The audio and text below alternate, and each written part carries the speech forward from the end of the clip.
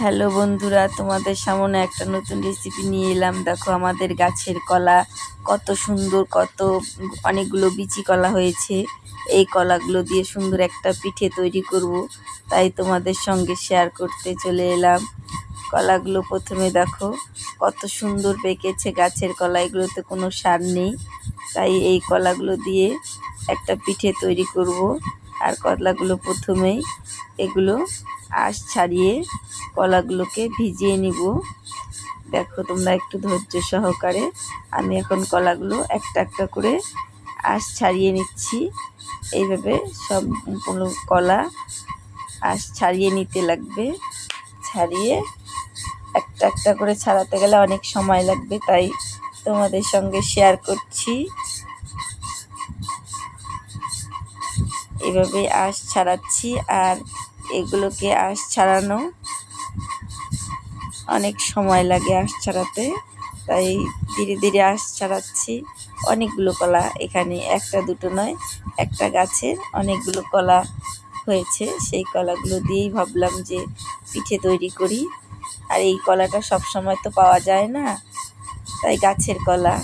আর পিঠে সাধারণত শীতকালেই বেশি ভালো লাগে, কিন্তু কি করব, এই কলাটা তো শীতকালে হয়নি, গরমকালেই হয়েছে।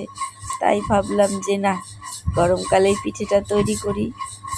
তাই আমার কলাগুলো সম্পূর্ণ ছোলার শেষ। এখন কলাগুলোকে মাখাবো। আর দেখো কত সুন্দর মাখিয়েছি কলাগুলো।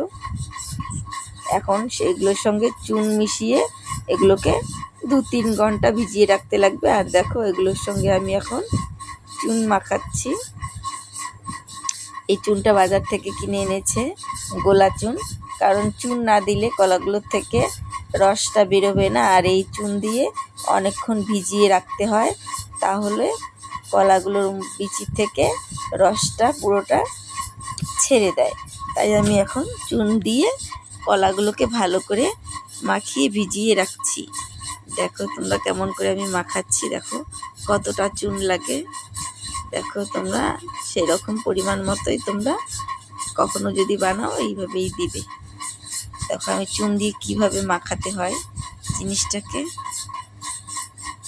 অনেকক্ষণ ধরে মাখাতে হয় চুন দিয়ে, কারণ চুনটা যেন সবগুলোর গায়ে লেগে যায়, তাহলেই রসটা ভালোভাবে ছেড়ে যাবে।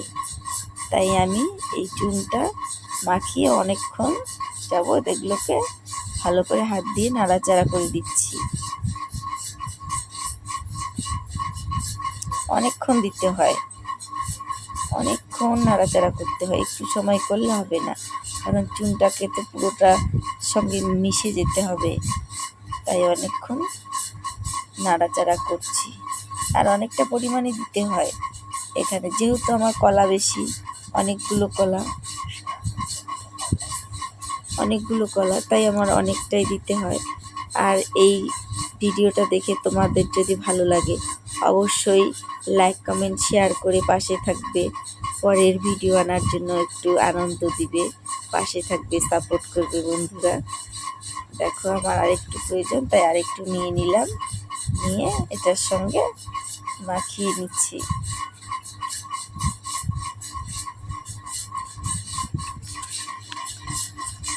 একটু বেশি হলেও ক্ষতি নেই, কিন্তু কম হলে ভালোভাবে রস ছাড়বে না। আর এই রসটা যখন আমি এগুলো কলা থেকে ছাড়িয়ে নিব, তখন অটোমেটিক রসটা তাড়াতাড়ি ঝরে যাবে। আর যদি ভালোভাবে চুনটা মেশানো না হয়, তাহলে রসটা কলার বিচির সঙ্গেই লেগে থাকবে। তাই একটু বেশি পরিমাণ চুন দিয়ে এটাকে ভালোভাবে অনেকক্ষণ মাখাতে হবে। এইভাবেই মাখাতে হবে। তোমরা যদি কখনো বাড়িতে বানাও, এইভাবে মাখিয়ে নিবে।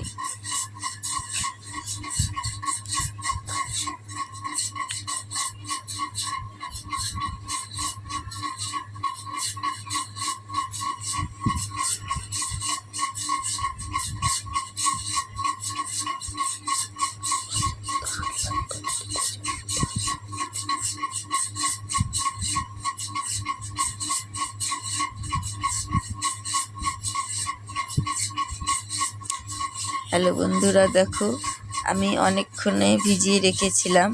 এখন দেখো কত সুন্দর কলাটা ফুলে উঠেছে। আর এখন এই কলাগুলো আমি চালবো, রসটা বের করে নিব।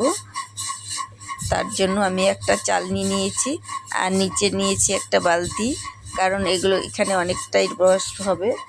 তাই আমি একটু বড় পাত্র নিয়েছি, পাত্রটার নিচে চালছি। দেখো কেমন করে, এইভাবেই চালতে হয় কলাগুলোকে। অনেকক্ষণ যাবত এগুলোকে ঘষে ঘষে চালতে হয়, চেলে রসটা বের করতে হয়। তাই অনেকক্ষণ আমি এগুলোতে ফুটো ফুটো একটা বাসন নিয়েছি, যেন রসগুলো নিচে সরে যায় সেরকমভাবে। আর যে ভিজিয়ে রেখেছিলাম দেখো কত সুন্দর রসটা ছেড়ে দিয়েছে। আমার পুরোটা চালা শেষ। এখন আমি একটা চালের গুঁড়ি নিয়েছি, সেই চালের গুঁড়ি দিয়ে একটা ড্রো তৈরি করব।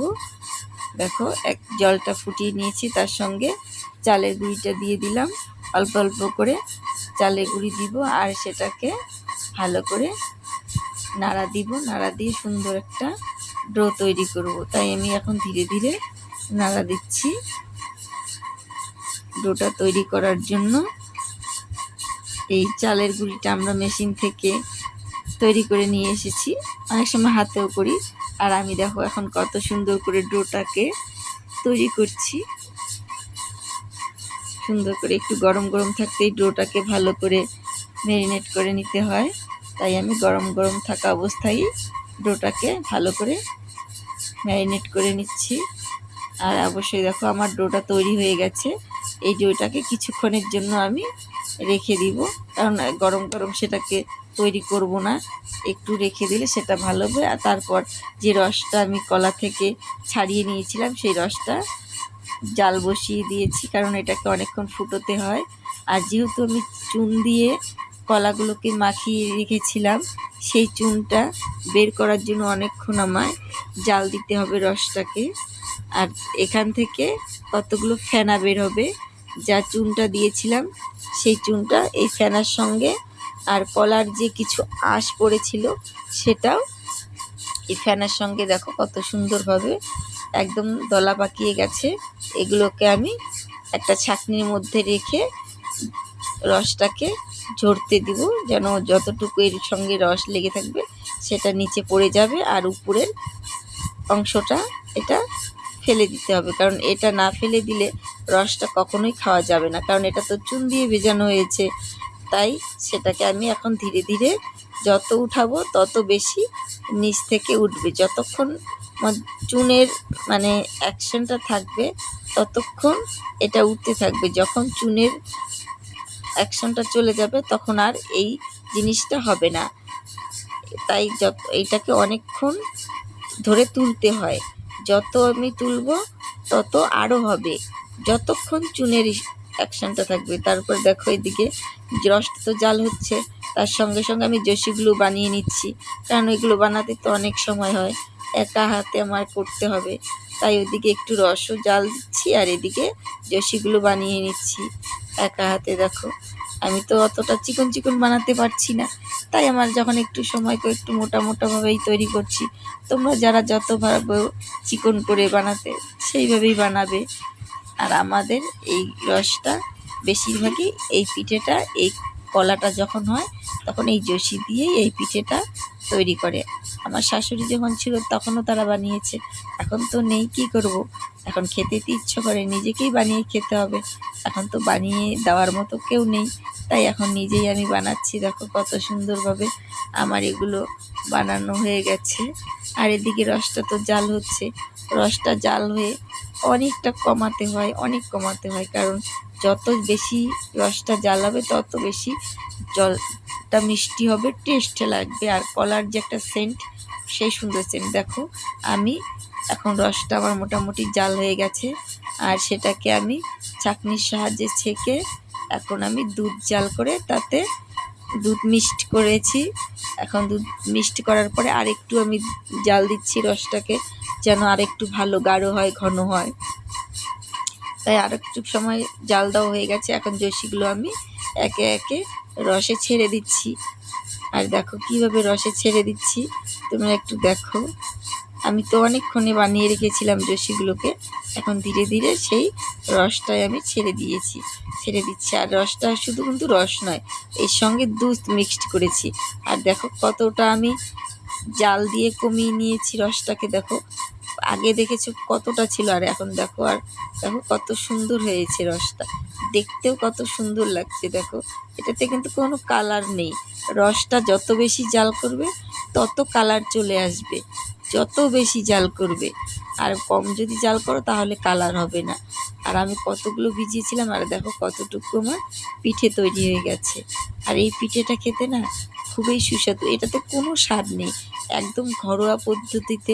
আমরা এতে বাইরের কোনো উপকরণ দিইনি, শুধু এটার সঙ্গে একটু চিনি দিয়েছি, দুধ আর কলার রসটা, তাছাড়া আর কোনো